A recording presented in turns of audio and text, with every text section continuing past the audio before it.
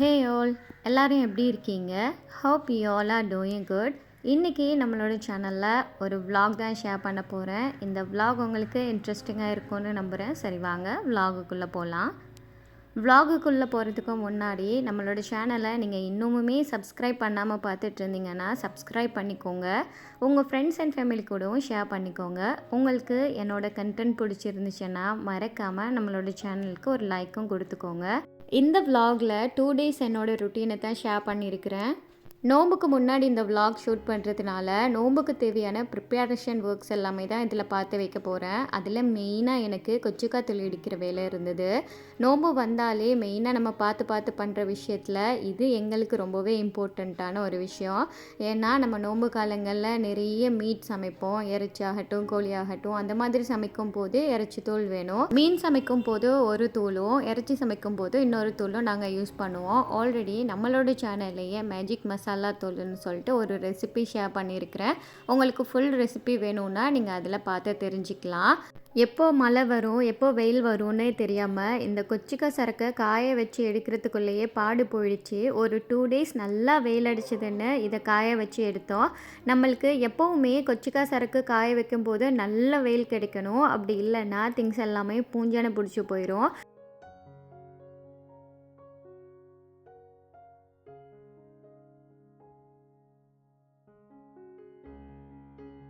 கொச்சிக்காய் வீட்டில் அரைச்சி யூஸ் பண்ணுறவங்களுக்கு இதோட ஃப்ளேவர் நல்லாவே தெரிஞ்சிருக்கும். நம்ம என்ன தான் வெளியில் வாங்கி சாப்பிட்டாலுமே அதோட ரியல் ஃப்ளேவர் கிடைக்காது. அதனாலேயே மெயினாக இந்த வேலையே முடிச்சாச்சு. இது என்ன இப்படி கடை பரப்பி வச்சுருக்கேன்னு பார்க்குறீங்களா? ஈஸ்ட் ஆக்டிவ் பண்ணுறதுக்காக டெஸ்டிங் தான் நடந்திருந்தது. ஒரு விஷயம் நம்ம பண்ண போகிறோன்னா அதுக்கு இன்க்ரீடியன்ட்ஸ் எல்லாமே எனக்கு கரெக்டாக இருந்தால் மட்டும்தான் அந்த வேலையை நான் பார்ப்பேன். அதுலேயுமே இன்றைக்கி பன் செய்ய போகிறேங்கிறதுனால ஈஸ்ட் இதுக்கு ரொம்பவே முக்கியம். ஸோ எந்த ஈஸ்ட் ஆக்டிவ் ஆகுது, எந்த ஈஸ்ட் பழுதாக போயிருந்ததுன்னு டெஸ்டிங் தான் பண்ணிகிட்ருந்தேன். ஃபைனலாக ஒரு ஈஸ்ட் எனக்கு ஒர்க் அவுட் ஆகியிருந்தது. ஸோ அதை வச்சு தான் இன்றைக்கி நான் இந்த பன்னை பண்ண போகிறேன். இந்த பன் ரொம்பவும் குயிக்காகவும் ஈஸியாகவுமே செஞ்சு முடிச்சிடலாம். இந்த ரெசிபியை நீங்கள் பண்ணி பழகிட்டிங்கனாலே போதும். பன், பிரெட், ரஸ்க்குன்னு இந்த மாதிரி எல்லா வெரைட்டியான பன் ஐட்டமும் நீங்கள் செஞ்சுக்கலாம். இது செய்கிறது ரொம்பவும் ஈஸி அண்ட் குயிக்காகவும் இருக்கும். பன் செய்கிறதுக்கு முன்னாடியே ஈஸ்ட் ஆக்டிவ் பண்ணி எடுத்துக்கணும். அதுக்காக வார்மான மில்கில் சுகரும் ஈஸ்ட்டும் சேர்த்து ஈஸ்ட் ஆக்டிவ் பண்ண வச்சுட்டேன். ஈஸ்ட்டு ஒரு பக்கமாக ஆக்டிவ் ஆகிட்டுருக்கு. நம்ம இன்னொரு பக்கம் மாவையும் பிசைஞ்சு எடுக்கணும். ஸோ இதுக்கு நான் எடுத்து வச்சுருந்த மைதா கூடவே சுகர் அண்ட் சால்ட்டு சேர்த்துட்டு ஒரு எக்கையுமே சேர்த்துக்கிறேன். இன்றைக்கி நான் கொஞ்சம் பெரிய எக்காகவே எடுத்துருக்கிறதுனால முக்கால்வாசி மட்டும் சேர்த்துருக்கிறேன். பேலன்ஸாக இருக்கிற எக்கை கடைசியில் பன் மேலே கார்னிஷிங் பண்ணணும், அதுக்காக வச்சுருக்கிறேன்.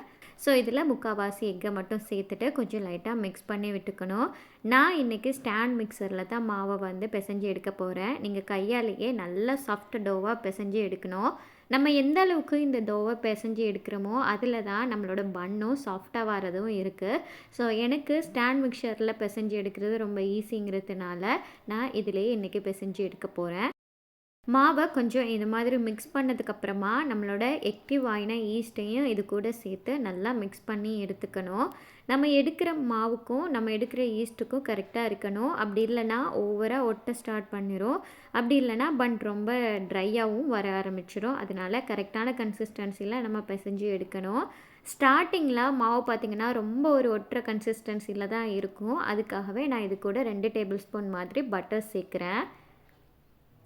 இந்த பன்னோட மெஷர்மெண்ட்ஸ் எல்லாமே நான் கீழே டிஸ்கிரிப்ஷன் பாக்ஸில் கொடுக்குறேன். உங்களுக்கு வேணும்னா செக் பண்ணி பாருங்கள். ஸோ ஃபைனலாக நம்ம மாவு பிசைஞ்சதுக்கப்புறமா இந்த மாதிரி தான் இருக்கும். இப்போது இதை நம்ம இன்னும் கொஞ்சம் நேரம் கையால் பிசைஞ்சு எடுக்கணும். இது ஆரம்ப ஸ்டேஜில் பார்த்திங்கன்னா கொஞ்சம் கையோட நல்லா ஒட்டுற மாதிரி இருக்கும். நம்ம கொஞ்சம் இழுத்து பிசையும் போது இது அப்படியே சாஃப்ட் ஆகிரும். நல்லா ஒட்டாத மாதிரி வரும் வரைக்கும் நம்ம இதை பிசைஞ்சு எடுத்துக்கணும். அப்படி உங்களுக்கு இன்னும் ஸ்டிக்கி கன்சிஸ்டன்சிலே இருக்குன்னா கொஞ்சமாக ஆயில் சேர்த்துட்டு அதுக்கப்புறமா நல்லா இழுத்து பிசைஞ்சிங்கனாலே அது ஒட்டாமல் ஆகிடும்.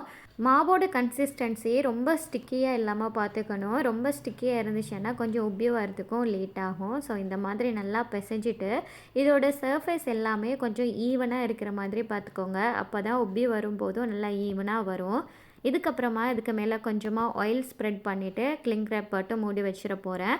மாவு எப்போ டபுள் சைஸ் வருதோ அப்போ தான் பண்ணுமே நம்மளுக்கு சூப்பராக கிடைக்கும்.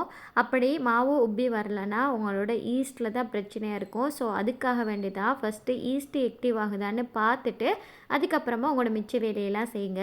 அப்படி இல்லைன்னா நீங்கள் ஈஸ்ட்டை ஆக்டிவ் பண்ணுறதுக்கு முன்னாடியே மற்ற எல்லா வேலையும் செஞ்சுட்டு ஈஸ்ட்டு மட்டும் ஆக்டிவ் ஆகலைன்னா நம்மளோட திங்ஸும் வேஸ்ட்டு, அதுக்கப்புறமா நம்மளோட டைமுமே வேஸ்ட் ஆகும். அதனால தான் நான் அவ்வளோ செக்கிங் பண்ணிகிட்டு இருந்தேன். ஈஸ்ட்டை எப்போவுமே இந்த மாதிரி ரெசிபி செய்யும்போது புதுசாக வாங்கிக்கோங்க. அப்படி இல்லைன்னா நீங்கள் ஈஸ்ட்டை ஒரு டைம் யூஸ் பண்ணிவிட்டு ஏர் டைட்டான கண்டெய்னரில் போட்டு அப்படியே ஃப்ரீசரில் ஸ்டோர் பண்ணிடுங்க. அது ரொம்ப நாளைக்கு அப்படியே இருக்கும். அடுத்தது நம்ம எப்போ வேலை செய்கிறோமோ அப்போ அதை எடுத்து யூஸ் பண்ணிக்கிட்டால் சரி. பன்னுக்கு மாவு டபுள் த சைஸ் ஆகும் வரைக்கும் நம்ம ஒரு அன்பாக்சிங் வீடியோ பார்த்துடலாம். இன்றைக்கி இந்த பன்னை இந்த ஓவனில் தான் செய்யணுங்கிறதுக்காகவே இந்த அவனை இன்றைக்கே அன்பாக்ஸ் பண்ணிகிட்டு இருந்தேன். ஆல்ரெடி என்கிட்ட ஒரு அவன் இருந்தது. பட் அதெல்லாம் ரொம்ப பெரிய குவான்டிட்டிலலாம் பேக்கிங் பண்ணும்போது யூஸ்லெஸ் மாதிரி இருக்கும். ஆர்டருக்கெல்லாம் கேக் செஞ்சு கொடுக்கும்போது 4 கேஜி 5 கேஜி விற்கும்போது ஒன்றுக்கு 2 டைம் விற்கிற மாதிரி இருக்கும். ஸோ கொஞ்சம் பெரிய அவன் வாங்கணும் அப்படின்ட்டு ஒரு பேஜ் போட்டிருந்தேன். பட் இந்த அவன் வந்து எனக்கு ரொம்ப சர்ப்ரைஸ்டாக தான் கிடச்சிது. ஐ am really happy with that. ஏன்னா இது வந்து ஐகானோட பிராண்ட் அண்ட் நான் ஆல்ரெடி வச்சுருந்ததுக்கு இதுக்கும் நிறைய டிஃப்ரெண்ட் இருந்துச்சு. அண்ட் இப்போது 45 லிட்டரில் தான் இது வந்துருக்கு. ஸோ நம்மளுக்கு இப்போ பேக்கிங்குக்கும் ரொம்ப ஈஸியாக இருக்கும். அது மட்டும் இல்லாமல் நம்மளுக்கு கிரில் சிக்கன் பண்ணும்போது இந்த மாதிரி பன் ரெசிபீஸ் பண்ணும்போது மோஸ்ட்லி பேக்கிங் ஐட்டம் பண்ணும்போது நம்மளுக்கு கொஞ்சம் ஈஸியாகவும் இருக்கும். அடுத்தது ஓவன் இருந்தால் தான் அதெல்லாம் பண்ணுற மென்டாலிட்டி கூட வரும். என்னை பொறுத்த வரைக்கும் நான் ஒரு விஷயம் பண்ண போகிறேன்னா அதுக்கு பர்ஃபெக்டாக எல்லா திங்ஸும் இருக்கணும்னு நினப்பேன்.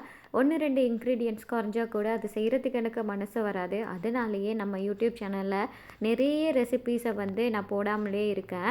ஒன்றுக்கு ஒன்று இன்ஸ்டண்ட்டாக நம்ம யூஸ் பண்ணிக்கலாம் அப்படின்னு நினப்பேன். பட் அப்படி இருக்கும்போது ஒன்று பர்ஃபெக்டாக அமையாதுங்கிறது என்னோட பெரிய பிரச்சனையாக இருக்கும். இது சின்ன வயசுலேருந்து என் கூட ஒட்டிகிட்டே இருக்குது.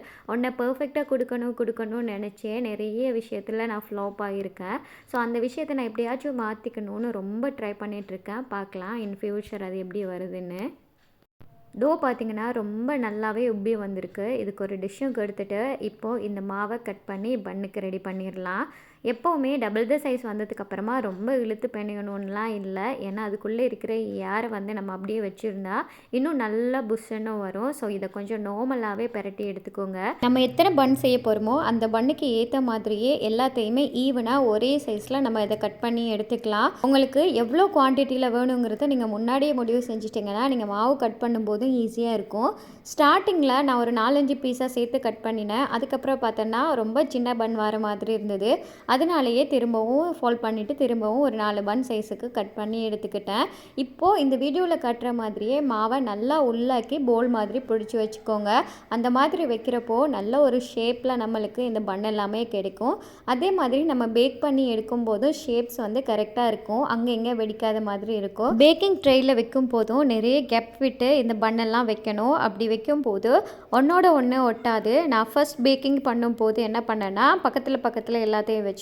அதனால் பன் எல்லாமே பேக்காகி வரும்போது ரொம்ப புஷ்ஷுன்னு வந்து ஒன்றோட ஒன்று நல்லாவே மர்ஜ் ஆகிடுச்சு. ஸோ அதனால் நீங்கள் இந்த பேக்கிங் பண்ணும்போது பக்கத்துலேயே வந்து வைக்காமல் கொஞ்சம் தள்ளி இடைவெளி விட்டு வைங்க. நம்ம இப்போ வைக்கிற சைஸ்லேருந்து இன்னும் கொஞ்சம் பன் வந்து உப்பி வரும். அது வரைக்கும் நம்ம வெயிட் பண்ணிடலாம். இப்போ இதுக்கு மேலால் நம்ம ஆல்ரெடி மிச்சம் வச்சுருந்த அந்த எக்கை வந்து வார்னிஷிங் கொடுத்துக்கலாம். இந்த மாதிரி நம்ம கொடுக்கும்போது நம்ம ஓவனில் வச்சு பேக் பண்ணும்போது அந்த மேலால் இருக்கிற சேஃபர்ஸ் மட்டும் வந்து உங்களுக்கு கொஞ்சம் டார்க் ப்ரௌன் கலரில் கிடைக்கும். அதனால தான் இப்படி பண்ணுறோம். எக்கை உங்களுக்கு யூஸ் பண்ண பிடிக்கலனா நீங்கள் மில்க் வச்சு கூட இந்த மாதிரி வார்னிஷ் பண்ணிக்கலாம். அதுவுமே சேம் மெத்தடில் தான் பண்ணணும். அண்ட் கலருமே கொஞ்சம் டார்க்குனா உங்களுக்கே கிடைக்கும். இதை வந்து இப்படியே நம்ம கொஞ்சம் நேரம் வச்சிடலாம், கொஞ்சம் பெருசாகி வரும் வரைக்கும். சைட் பை சைட் நான் ஓவனை வந்து அன்பாக்சிங் பண்ணிகிட்டு இருந்தேன். யாருக்கெல்லாம் இந்த புதுசாக பார்சல் வந்தால் அதை ஓப்பன் பண்ணி உடனே பார்க்கணுன்னு தோணும்.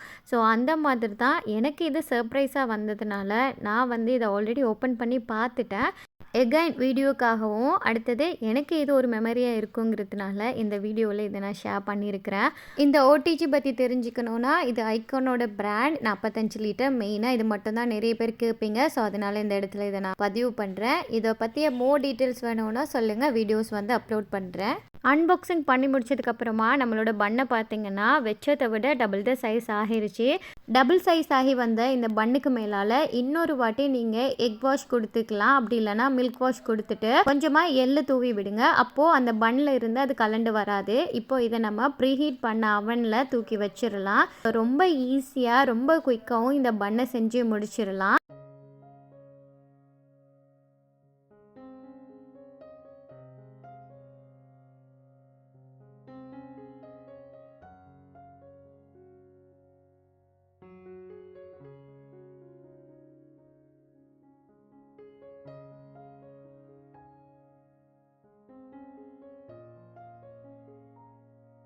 ஓடிஜியில் நீங்கள் எவ்வளோ நேரம் ப்ரீஹீட் பண்ணணும், எவ்வளோ நேரம் குக் பண்ணணும் எல்லாமே நான் டிஸ்கிரிப்ஷன் புக்ஸில் வைக்கிறேன். மறக்காமல் செக் பண்ணிக்கோங்க. இப்போ உங்களுக்கு பார்த்தாலே தெரியும் ஓவனில் இருக்கும்போதே நல்லா உப்பி நல்ல ஒரு கலரில் வந்துட்டுருக்கு. ஃபைனலாக நம்மளோட பன் வந்து நல்லா பேக் ஆயிடுச்சு. இதை வந்து நான் வெளியில் எடுக்க போகிறேன். ஓடிஜியில் இருந்து பன்னை எடுத்ததுக்கப்புறமா அந்த சூட்டோடையே கொஞ்சம் பட்டரை மேலால் போட்டுட்டிங்கன்னா நல்ல ஷைனிங்கான ஒரு பன் உங்களுக்கு கிடைக்கும். உங்களுக்கு இப்போ பார்த்தாலே விளங்கும் மேலே நல்ல டார்க் ப்ரௌனாக உள்ள நல்ல சாஃப்டான பன் கிடச்சிருக்கு. ஸோ இந்த vlog இதோட முடியுது. இன்னும் ஒரு இன்ட்ரெஸ்டிங்கான vlogல சந்திக்கிறேன். until then take care.